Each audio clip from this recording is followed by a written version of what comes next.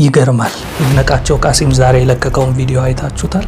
በማርያም ወደ ውጭ ሀገር እንዴት ብላችሁ ነው የወጣችሁት? በህጋዊ መንገድ ሳልንገላታ መሄድ እፈልጋለሁና ንገሩኝ እያለ ነውና ይሄንን አይነት ቪዲዮ የሰራው ደግሞ አብዛኛው የኢትዮጵያ ህዝብ ሾርት ሚሞሪ ስለሆነ ዛሬ ላይ የሚነገረውን ነገር እንጂ የሚሰማው ትላንት እነዚህ ሰዎች ምን ሲሉ ነበረ ብሎ የሚያስተውል አካል የለምና ከዚህ ቪዲዮ ጋር በተያያዘ የምነግራችሁ ነገር አለ። መጀመሪያ ምን ብሎ ነበር የሚለውን ግን እቺን ቪዲዮ በተወሰነ መንገድ እንመልከት።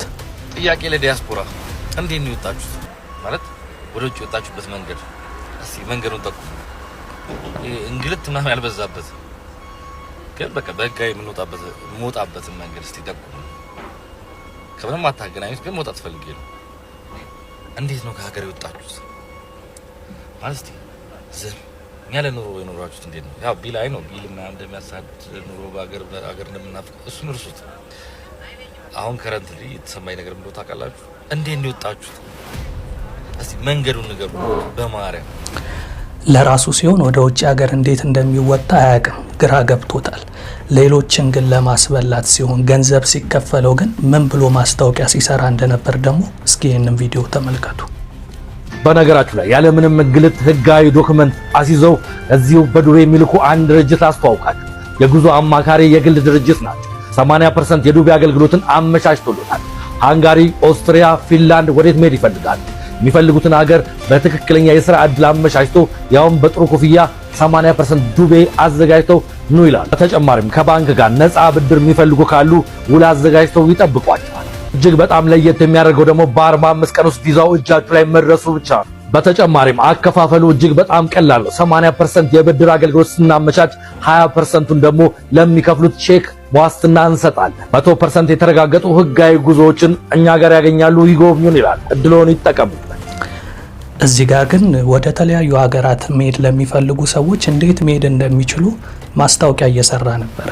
አያችሁ፣ እንደነዚህ ያሉ ሰዎች ገንዘብ ሲከፈላቸው ገንዘባቸውን እንጂ የሚያዩት ስለዛኛው ሰው ህይወት ምንም አያገባቸውም። እሱ በሰራው ማስታወቂያ ግን የስንት ሰውን ህይወት አበላሽቷል፣ የስንት ወጣትን ተስፋ አጨልሟል። ከዚህ በፊት ሁሉም ሰው የዘራውን ነው የሚያጭደው የሚባለው ለዚህ ነው። አየ፣ ልክ ዛሬ ላይ እሱ ሲጨንቀው እንዴት ነው ወደ ውጭ ሀገር መውጣት የሚቻለው ብሎ ደግሞ ሰው ይጠይቃልና ላንተም ሆነ ለመሰሎች መናገር የምፈልገው ነገር ቢኖር ሁሉም ሰው አንድ አይነት እንዳይመስላችሁ። በእናንተ አስተሳሰብ የኢትዮጵያ ህዝብ ሾርት ሚሞሪ ነው፣ ዛሬ ያወራ ነው ነገ ይረሳዋል ብላችሁ እዚህ መጣችሁ ህዝቡ ላይ የምትቀራረጹት ነገር አለና በነገራችን ላይ ይሄ ልጅ አሁን ያሰማዋችሁን አይነት ማስታወቂያ ሲሰራ አንድ ማስታወቂያ ብቻ አይደለም የሰራው፣ ሌላም ደግሞ ወደ ዱባይ መሄድ የምትፈልጉ ብሎ እንዲም ብሎ ተናግሮ ነበር።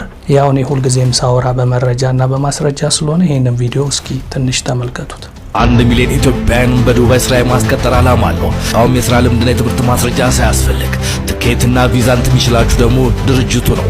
ይህንን ያሳወቀው ኢቲጆ ሰማችሁ አይደለ? እነሱ ሌላ ሰው ወደ ውጭ ሀገር እንዴት እንደሚሄድ ይጠቁማሉ፣ ለራሳቸው ግን እንዴት ከሀገር እንደሚወጡ ግራ ገብቷቸዋልና አንድ የሚባል አባባል አለ፣ ጠንቋይ ለራሱ አያውቅም እንደሚሉትና በዚህ አጋጣሚ የኢትዮጵያ ህዝብ እንድታቁ የምፈልገው ነገር እዚህ ሶሻል ሚዲያ ላይ ታዋቂ ናቸው ምናምን ብላችሁ ገንዘባችሁን በእንደነዚህ ያሉ ሰዎች የምትባሉ ሰዎች ጥንቃቄ ልታደርጉ ይገባል።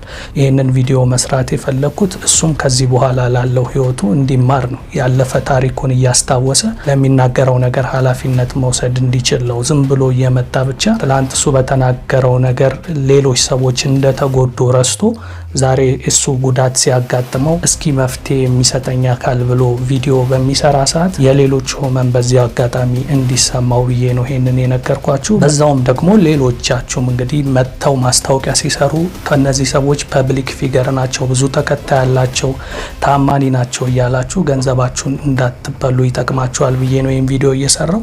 እኔ እንደምታውቁኝ ሶሻል ሚዲያ ላይ ላለፉት 8-10 ዓመታት አለሁኝ። ነገር ግን አንድ ቀን የግልም ሆነ የመንግስት ኮሜርሻል ማስታወቂያዎች ሰርቼ አይታችሁኝ አታቁም፣ ወይም በፔጅ ላይ አይታችሁ አታቁም አይደል?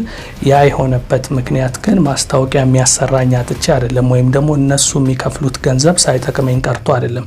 ማስታወቂያ የሚያሰሩ ሰዎች ብዙ ብር ነው የሚከፍሏችሁ፣ ያጓጓል የሚሰጧችሁ ገንዘብ። እኔ ግን ዛሬን ሳይሆን መኖር የምፈልገው ፎር ዘ ፊውቸር ስለሆነ የወደፊቴን አስቤ ነው ምንም አይነት ማስታወቂያ እስከዛሬ ያልሰራሁት። ምክንያቱም እኔ ምክንያት ሆኜ ሌሎች ሰዎችን አደጋ ላይ መጣል ስለማልፈልግ ኃላፊነት የሚሰማኝ ሰው ስለሆንኩኝ ከገንዘብ ሰላሜን ስለማስቀድምና ህሊናዬ ነፃ እንዲሆን ስለምፈልግ ምንም አይነት ማስታወቂያ ሶሻል ሚዲያ ላይ እስከዛሬ በህይወቴ አንድም ቀን ሰርቼ አላቅም።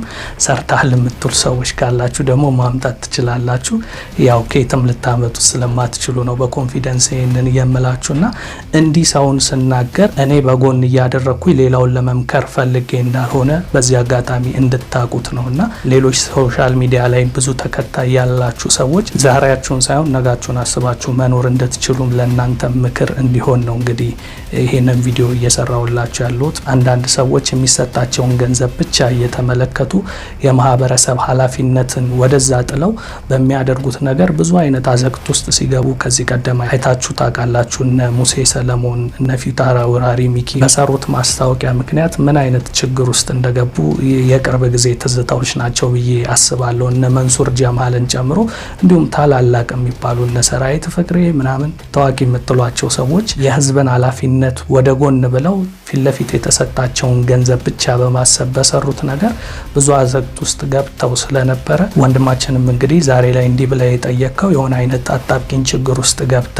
ሊሆን ይችላል። ነገር ግን እኔ ይህንን ቪዲዮ እየሰራው ያለሁት አንተ ላይ ለመፍረድ ወይም ደግሞ ያንተን ውድቀት ተመኝቼ ሳይሆን ትምህርት እንድትወስድና ለሌላ ጊዜም አስተውለህ መራመድ እንድትችል ምክር ቢጤ ልስጥ ብዬ ነው። ከዚህ ቀደም እንደምታውቀው በአንተ ዙሪያ ምንም አይነት ቪዲዮም ሰርቼ ማላክም፣ በግልም አንተዋወቅም፣ ሌላ ችግርም ስለሌለብኝ የቪዲዮ ዓላማ ግን አንተም ሆንክ ሌሎችም እኔ ሁልጊዜ የምሰራቸው ቪዲዮዎች ከሀቅና ከእውነት ጎን ነው የምቆመው። ማህበረሰቡን የሚያነቃና የሚያስተምር ነገር ነው ብዬ ካሰብኩኝ የትኛውንም ነገር አቀርባለሁ። ግን የማቀርበው ነገር ዝም ብዬ በስሜታዊነት ተነሳሽቼ ሳይሆን በማስረጃና በመረጃ አስደግፌ ነው የምለቀውና ላንተም እንዲሁም ላንተ መሰሎችም ትምህርት እንዲሆን ብዬ ነው ይሄንን ቪዲዮ የሰራሁት። እስኪ በዛሬ ቪዲዮ ዙሪያ እናንተም ሀሳብ አስተያየት ካላችሁ ከስር ኮሜንት ጻፉልኝ። እናንተው ይላ ነበርኩ።